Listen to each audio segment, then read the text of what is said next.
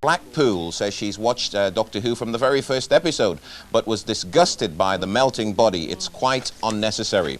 While Jackie Daltrey from Ipswich, she says, my child was very upset by watching the face disintegrate. It was very, very upsetting. One more on that. Mrs. Gross from Worksop, the melting face was very disturbing. Keep the calls coming in, 061 814 0424. We're waiting to hear from you on that number. Some excerpts there from the TV career of Richard Briers. Did you spot Prunella Scales in the first clip there? Now, we will of course be talking about ever-decreasing... Kill him. Aspects then of Richard Briers. Now, Richard, we've said that you're appearing in Shakespeare at the moment, Twelfth Night. You've played it. I must ask, because Keith Thompson from Stevenage wants to know, are you the very man who appear in The Hitchhiker's Guide to the Galaxy as the animal served upon a platter in the restaurant at the end of the universe? Yes, I'm afraid I'm guilty of that. The Amygdalian Major Cow. It was 4 hours in makeup and 3 minutes on the screen, I think. Really? But I was reading that you're perhaps a bit fed up of playing Mr. Nice Guy, so perhaps your head on a platter is... It was certainly a change of a part. I mean, I was almost totally unrecognisable. And in fact, somebody asked if it was really my voice. And I thought, well, if I'm in that much makeup and it wasn't really my voice, what was the point of me doing it? Yes, that's right. But you enjoyed that little... Oh, yeah, it was great. I wanted to be in the series because I'd listened to when it was on the radio, Hitchhiker's Guide to the Galaxy, so it's great to be offered a cameo role, you could call it. Yeah. Well, all right, let's take a look at Peter in some of his other TV roles.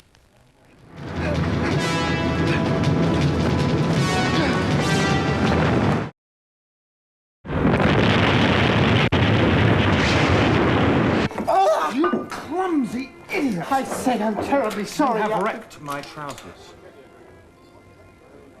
Well, the Doctor Who was quite extraordinary because poor Nicola Bryant, who played the assistant Perry, I had to carry her for the entire day for a sequence that lasted about 30 seconds. And in one of those shots there, just as I walked out of shot, I dropped her. But you could just see, I could see her just falling out of my arms as I walked out of the shot, which is what's funny about that. And Tales of the Unexpected was just silly. I'd never seen that before. And of course the other one you've... I'd like to know why he keeps playing doctors. Are there doctors in his family? Or do the casting directors think he just has the look of a doctor?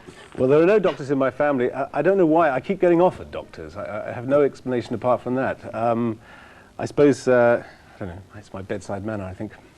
I've no idea. It's just, they've been very different. They've been sort of different doctors, haven't they? But you're right. I think I look upon it as being an extraordinary coincidence rather than anything in my sort of particular makeup that makes me look like a doctor. I don't know. Do I look like a doctor? No, not any doctor that I've met. No, okay, I have fine. to say, no, well, no, but you do play it very convincingly. Thank you. Sorry. Andrew, is it true that you wrote this series because you owed the BBC money? Yes, that's... That possibly he's better in a situation comedy type film rather than the Doctor Who syndrome.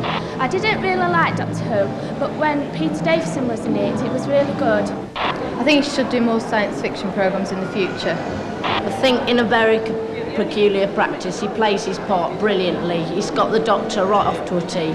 I'd like to see him in more parts on BBC because he's one of the best actors around. Right, thank you. 25th anniversary, you have to wave to someone actually. Hi, but... no, it doesn't matter. Doesn't matter. Waving for Joanne. Yes. Oh, yes. Joanna Kansko is watching at the moment. I don't know about that. As far as I know, there's no plans for the 25th anniversary Doctor Who. I always said that I would go back if they did a special. I don't know now, quite honestly. It's got all a bit confused whether it's been 25 years or 25 seasons, and I don't know. I feel a bit like Doctor Who is a bit in my past now. But if it's a good script, I'm always open to offers, I'm afraid. I take it, Mark, that your question is based on hope. You would like to see him back. Oh, yes, definitely. Yes, right. I mean, you don't know that there are any plans to do a 25th. I don't know. No. I know there's a film coming off fairly soon. Well, they have been saying that certainly since I've been doing it, and I think when Tom Baker was doing it. That is official now, apparently. Is it official? Yes. Yes. Are we speaking to an official? You to play the Doctor, presumably in the film. I don't know. I don't know who they're thinking of. Are we speaking to an official Whovian here? That's right. Ah, yeah. I guess. Born and bred. Yes. Oh, right. Yes. Okay. Well, we'll just have to wait and see on that, Mark. Thank you very much. Now, Mark Burgess is calling from Timperley. Hello, Mark.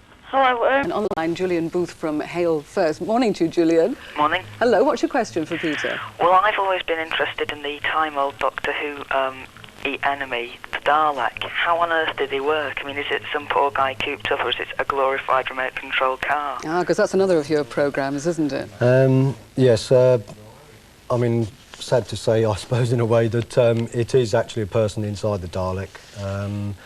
The Daleks, as you're probably well aware, go back quite a long time, and we haven't really got round to radio controlling them yet. It actually will be quite an expensive business to radio control a Dalek. Julian, I hope this isn't spoiling all your fun knowing what actually goes on, is it? No, I've always been fascinated by how they put them together. You tried to have a bash yourself? Well, not with actual stuff like that. I'm more into the model. Well, now you know. Secrets are being revealed today. Thanks for joining us. As we say goodbye to you, we say hello to William Marquand from Bedford. William, how old are you? And he'll be meeting some of his old enemies, the Daleks, amongst others. And Dalek Who fans, watch out. The show is scheduled to begin in the autumn, so look out for that. Many, many complaints about repeats, by the way. Mrs. Hottie